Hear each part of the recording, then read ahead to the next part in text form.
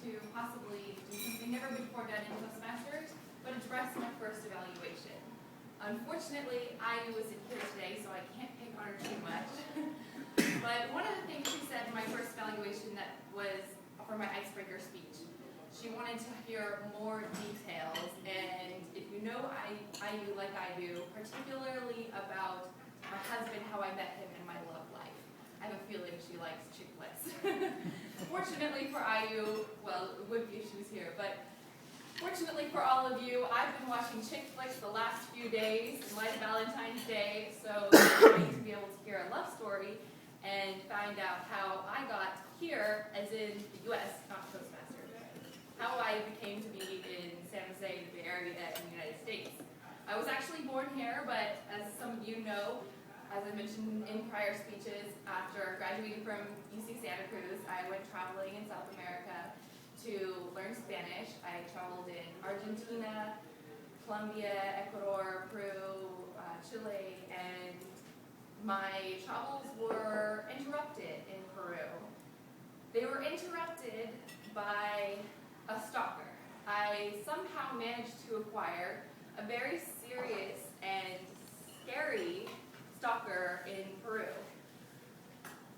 So this is why my dad didn't want me to go traveling, his only daughter alone in South America. And that could happen in San Jose just as well, you know. So I wasn't too worried about it because I had my bus ticket for the next day. I was going up to Ecuador, and so I was going to be gone. But on my last night, I decided to go out with some members of my hostel to a club. We went up to a club, and of course I was followed. I, being the genius I am, decided to hide in the bathroom to get away, and after a little while realized that I underestimated his determination. So I decided, you know, this night isn't going to be over. I made a dash to the bar, grabbed a beer, and fled to the dance floor to blend and hide with the crowd.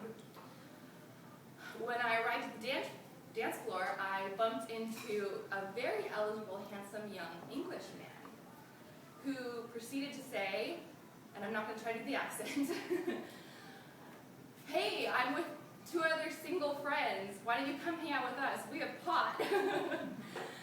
Needless to say, we didn't comport well. If that's the right word. We didn't comport well, but my reaction was looking around, seeing my stalker. "Sure, I'm Brittni. How's it going?" We didn't end up ever smoking pot, but you know, it was still early, and they were the drunkest 3 guys, so they were having the most fun, and so I decided to just go dancing. We ended up going from club to club, to club to club to club, and dancing and talking and having a great night. And at the end of the night, when the clubs were starting to close down, we were walking around on the streets, and and I needed to use the little girl's room.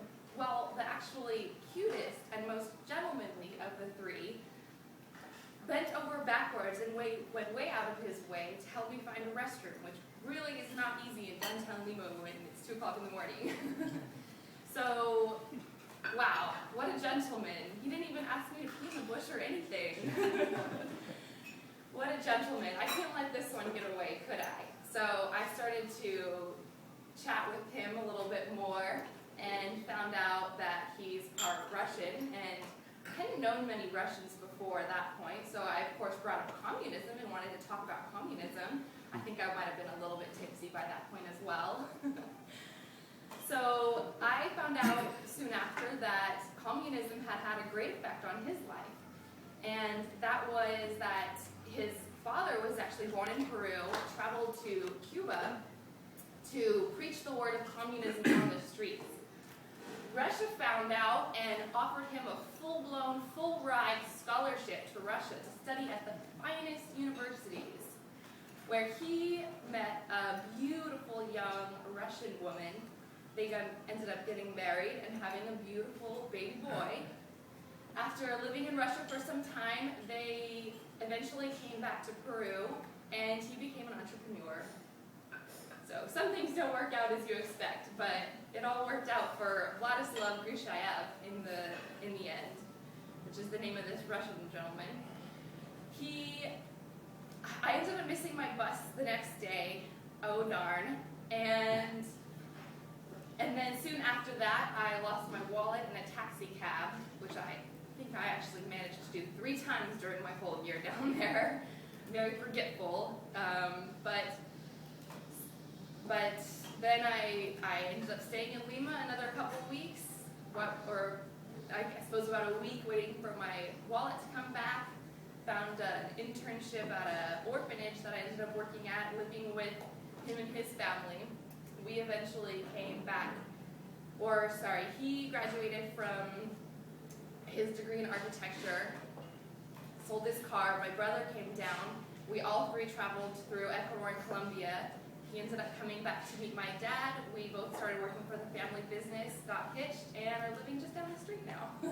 So, poor IU, and we lived happily ever after. The end.